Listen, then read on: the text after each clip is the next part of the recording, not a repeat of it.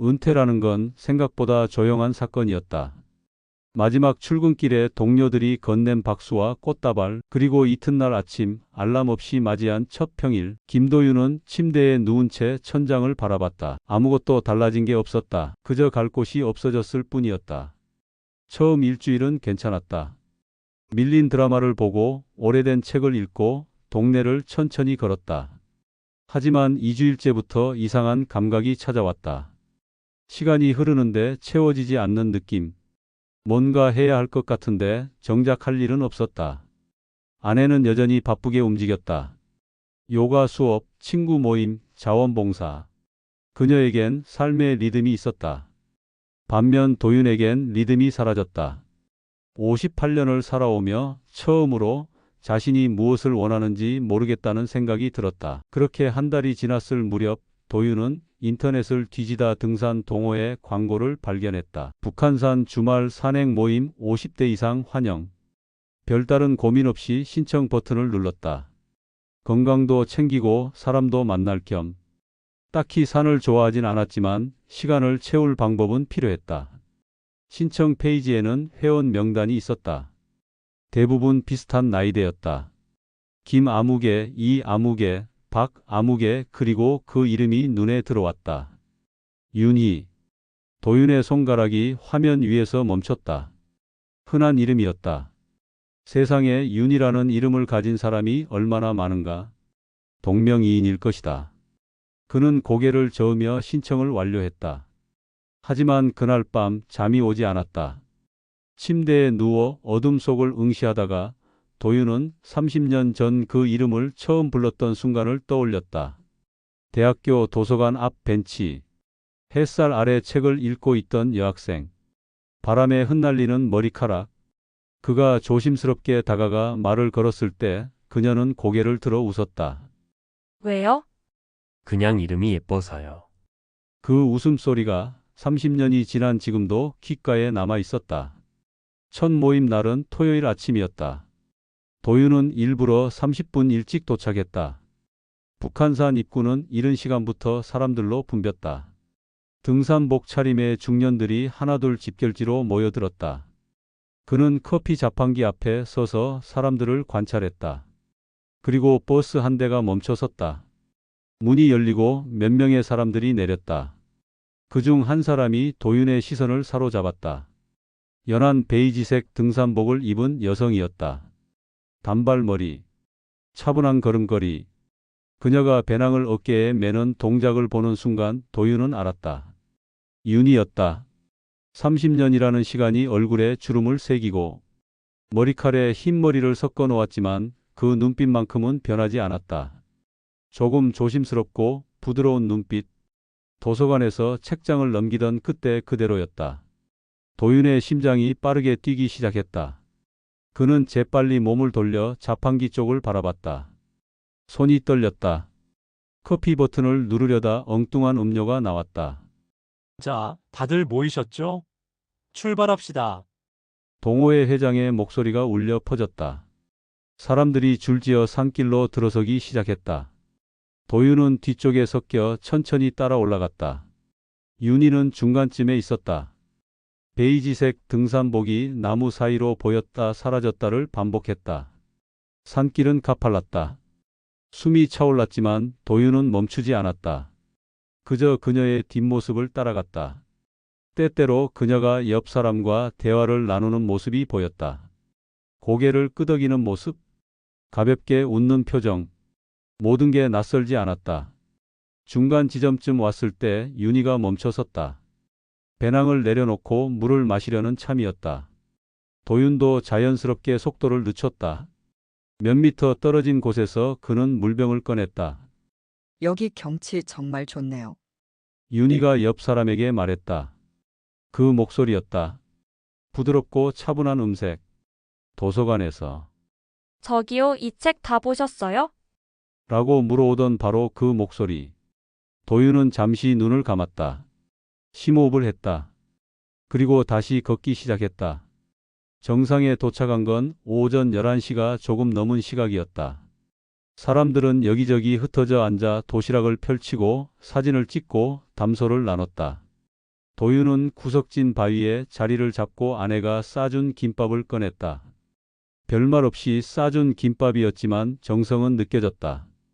저기요. 누군가 다가왔다. 도윤이 고개를 들었다. 윤이었다. 여기 앉아도 될까요? 도윤은 고개를 끄덕였다. 그녀는 조심스럽게 옆에 앉아 배낭을 내려놓았다.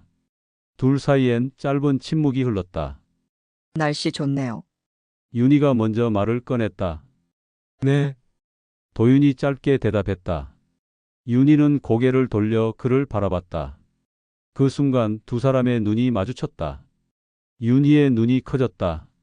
입술이 살짝 벌어졌다. 그리고 조심스럽게 확신하지 못한 채 물었다. 혹시 김도윤 씨? 시간이 멈췄다. 주변의 소음이 사라졌다. 바람도 웃음소리도 모든 게 멀어졌다. 오직 그녀의 목소리만 귓가에 맴돌았다. 네, 도윤의 목소리가 낮게 떨렸다. 윤희 씨, 맞죠? 그녀는 손으로 입을 가렸다. 눈가가 붉어졌다. 그리고 천천히 믿기지 않는다는 듯 웃었다. 세상에 정말 오랜만이에요. 그러게요. 두 사람은 한동안 말을 잇지 못했다. 그저 서로를 바라봤다. 30년이라는 시간이 그 사이에 있었지만 동시에 아무것도 없는 것처럼 느껴졌다. 하산 후 둘은 입구 근처 작은 카페에 자리를 잡았다. 커피 한잔 할까요? 윤희가 제안했고 도윤은 망설임 없이 고개를 끄덕였다. 마주 앉은 두 사람은 서로의 얼굴을 찬찬히 살폈다. 세월의 흔적이 역력했지만 동시에 변하지 않은 무언가가 남아 있었다. 세월이 이렇게 빠를 줄 몰랐어요. 윤희가 먼저 입을 열었다. 그러게요. 결혼은 하셨어요? 네, 했습니다. 윤희 씨도요? 저도요. 두 사람의 손가락엔 반지가 있었다. 서로의 반지를 확인한 두 사람은 잠시 침묵했다. 자녀는요? 아들 하나 있습니다. 지금 군대에 있고요. 저는 딸 둘이에요. 벌써 대학생이에요. 시간 참 빠르네요. 그러게요. 대화는 끊어질 듯 이어졌다. 하지만 어색하진 않았다. 30년의 공백이 있음에도 두 사람 사이엔 묘한 편안함이 흘렀다. 가끔 궁금했어요. 윤희가 커피잔을 내려놓으며 말했다. 도윤 씨가 어떻게 지내고 있을까?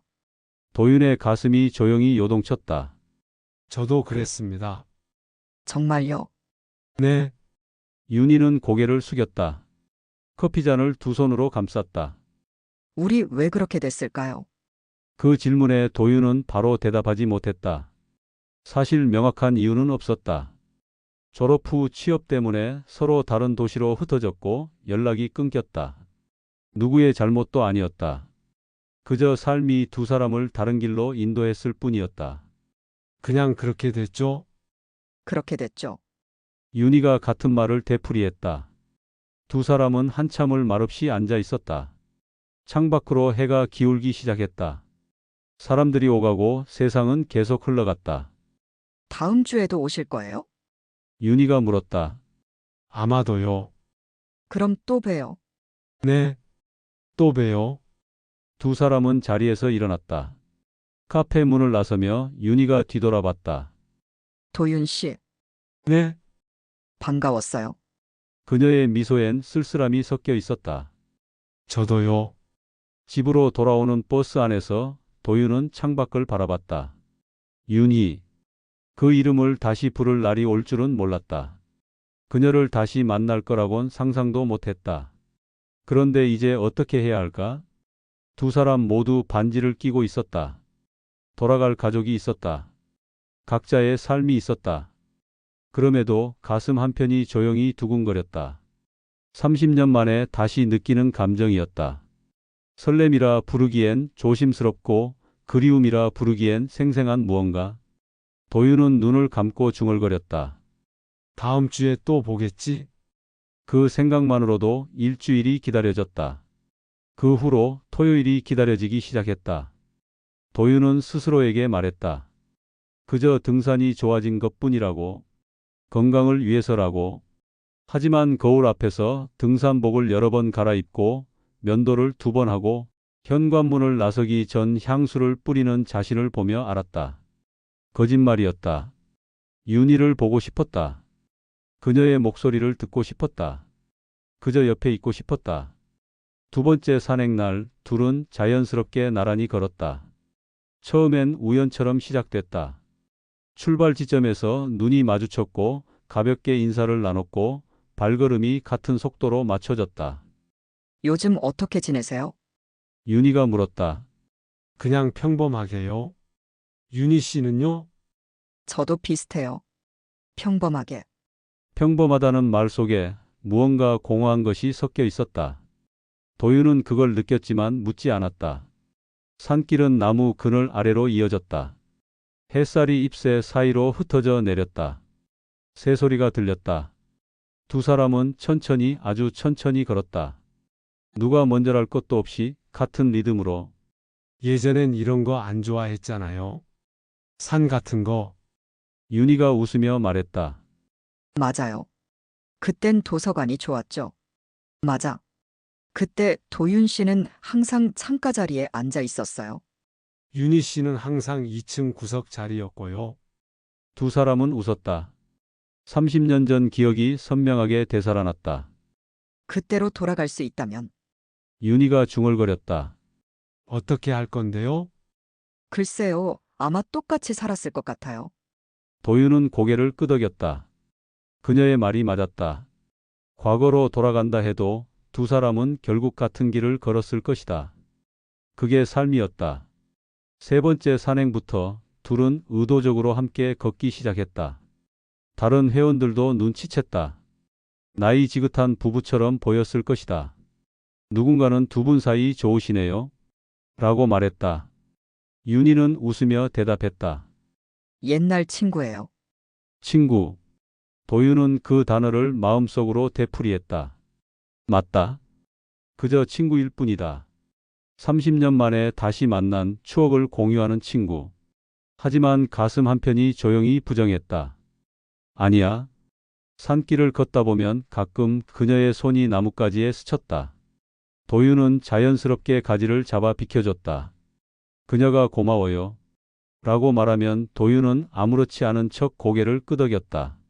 하지만 손끝이 스치는 순간 심장이 뛰었다. 이건 친구 사이의 감정이 아니었다. 4번째 산행날은 비가 왔다. 출발 전부터 하늘이 어두웠다. 회장이 오늘은 취소하는 게 낫겠습니다. 라고 말했지만 몇몇은 그래도 가겠다고 했다. 도윤과 윤희도 그중 하나였다. 비는 산길 중간쯤에서 본격적으로 쏟아지기 시작했다. 사람들이 하나둘 하산하기 시작했다. 결국 정상까지 오른 건 도윤과 윤희뿐이었다. 괜찮으세요? 도윤이 물었다. 윤희는 고개를 끄덕였다. 괜찮아요? 비 맞는 것도 나쁘지 않네요. 2 사람은 나무 아래 잠시 비를 피했다. 빗소리가 잎사귀를 두드렸다. 차가운 공기가 피부를 스쳤다. 윤희는 배낭에서 작은 수건을 꺼내 얼굴을 닦았다. 추워요? 조금요. 도윤은 자신의 외투를 벗어 그녀의 어깨에 걸쳤다. 윤희는 거부하지 않았다. 그저 조용히 받아들였다. 고마워요. 별 말씀을요. 비는 그칠 기미가 보이지 않았다. 2 사람은 나란히 서서 빗줄기를 바라봤다. 요즘 아무 일도 설레지 않아요. 윤희가 갑자기 말했다. 도윤은 그녀를 바라봤다. 윤희는 빗속을 응시한 채 말을 이었다. 결혼하고 애들 키우고 집안일하고. 그렇게 살다 보니까 나라는 사람이 어디 있는지 모르겠어요. 누군가의 엄마, 누군가의 아내. 그게 전부인 것 같아요. 도윤은 아무 말도 하지 못했다. 도윤 씨는요? 윤희가 그를 바라봤다. 저도 비슷해요. 도윤의 목소리가 낮게 떨렸다. 회사 다닐 땐 바빴어요. 시간이 없었죠? 그런데 은퇴하고 나니까 갑자기 시간만 남았어요. 뭘 해야 할지 모르겠더라고요. 그냥 살아있는 건지 존재하는 건지 구분이 안 됐어요. 윤희는 고개를 끄덕였다. 그래서 등산 동호회에 들어왔어요. 도윤이 말을 이었다. 뭐라도 해야 할 것 같아서요. 그런데 말이 끊어졌다. 윤희가 기다렸다. 그런데 윤희 씨를 만났어요. 도윤의 목소리가 더 낮아졌다. 그 순간부터 다시 뭔가 느껴지기 시작했어요. 설렘이요. 두근거림이요. 살아있다는 느낌이요. 윤희는 아무 말도 하지 않았다. 그저 그를 바라봤다. 미안해요. 이런 말 하면 안 되는데. 도윤이 고개를 돌렸다. 아니에요. 윤희가 조용히 말했다. 저도 같아요. 그 순간 세상이 멈췄다. 빗소리도 바람 소리도 모든 게 멀어졌다. 오직 그녀의 목소리만 귓가에 맴돌았다. 저도 도윤 씨 생각했어요. 결혼하고도. 가끔씩요. 윤희의 눈가가 붉어졌다. 왜 그때 헤어졌을까? 왜 연락하지 않았을까? 계속 궁금했어요. 그런데 이제 와서 다시 만나니까 말이 끊어졌다. 윤희는 눈물을 참았다. 너무 늦었어요. 우리 네, 도윤도 알고 있었다. 두 사람 모두 각자의 삶이 있었다. 돌아갈 가족이 있었다. 손가락엔 반지가 있었다. 하지만 도윤의 손이 천천히 움직였다. 윤희의 손을 감쌌다. 그녀는 손을 빼지 않았다. 오히려 더 꽉 잡았다. 이러면 안 되는 거 알아요. 윤희가 떨리는 목소리로 말했다. 알아요. 그런데 왜 이렇게 힘들죠?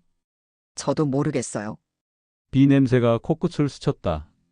차가운 공기, 젖은 흙 냄새, 나뭇잎 냄새, 그리고 두 사람의 입술이 닿았다. 천천히, 조심스럽게, 떨리면서.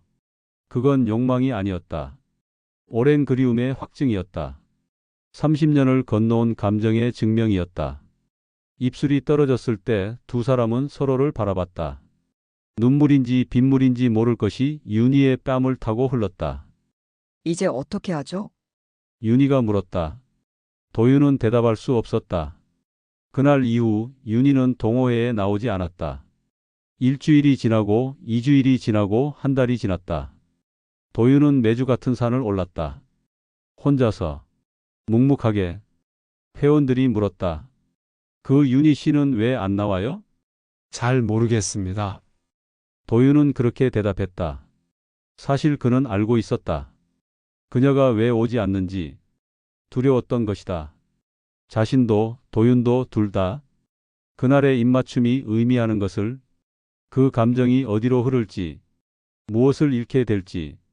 도윤은 산길을 걸으며 생각했다. 그녀 없이도 계속 이 산을 오를 수 있을까?